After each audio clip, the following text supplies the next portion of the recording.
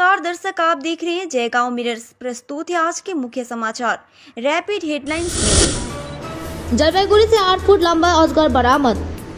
डुवर्स के इलाके में फिर एक बार अजगर बरामद किया गया।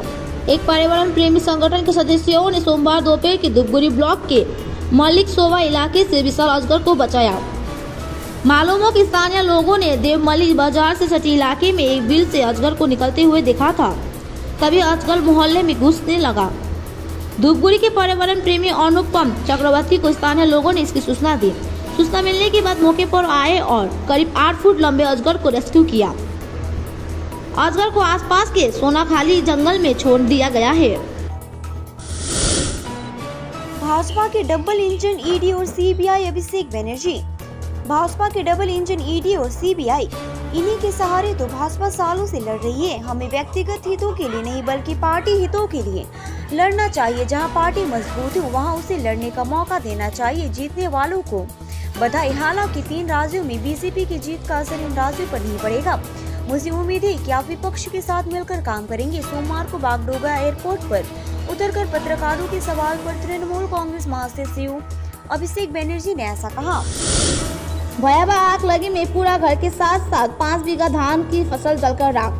भयावह आग लगी में पूरा घर खाक में तब्दील हो गया और आंगन में अनुमानित 5 बीघा जमीन का धान भी रखा हुआ था, वो भी जलकर खाक हो गया।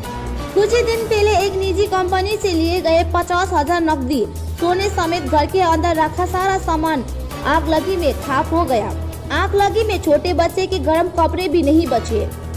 कुमारग्राम ब्लॉक के पूर्व निवासी जितेंद्र बर्मन के साथ ये हादसा हुआ। वो पेशे से किसान है। वो खेती के काम के बीच स्थानीय इलाकों में टोटो भी चलाते हैं। रविवार की रात जितेंद्र की पत्नी ने अपने घर के अंदर आग की लपटें देखी।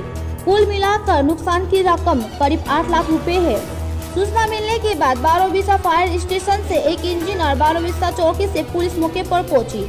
दमकल कर्मियों और ग्रामीणों और पुलिस की 3 घंटे की मशक्कत के बाद आग पर काबू पाया गया। दमकल विभाग के मुताबिक वो ये मान रहे हैं कि आग बिजली के शॉर्ट सर्किट की वजह से लगी है। उत्तर दिनाजपुर में करंट लगने के बाद घंटों तक पेड़ की टहनी से लटका रहा युवक का शव। उत्तर दिनाजपुर के चोपड़ा में एक पेड़ की टहनी से करंट लगने के बाद युवक का शव घंटों तक पड़ा रहा।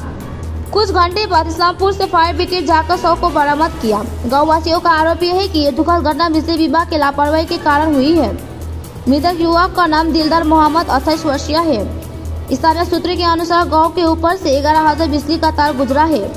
कुछ महीने पहले ग्रामीणों ने चोपड़ा बिजली विभाग को बिजली केबल हटाने की सूचना दी थी, लेकिन रविवार को पेड़ की टहनी काटने के दौरान करंट की चपेट में आने से युवक का शव घंटों तक पेड़ से लटका रहा। घटना की सूचना मिलने पर चोपड़ा थाने की पुलिस मौके पर आई। इसके बाद इस्लामपुर से फायर ब्रिगेड आने के बाद उनका शव बरामद किया गया और पोस्टमार्टम के लिए इस्लामपुर महकमा अस्पताल में भेज दिया। ग्रामीणों की शिकायत है कि बिजली विभाग की लापरवाही के कारण ये दुखद घटना घटी। इसलिए ग्रामीण युवक के परिवारों को मुआवजा देने और बिजली विभाग से बिजली केबल हटाने के लिए आवाज बुलंद करेगी। पुलिस पूरी घटना की जांच में जुट गई है।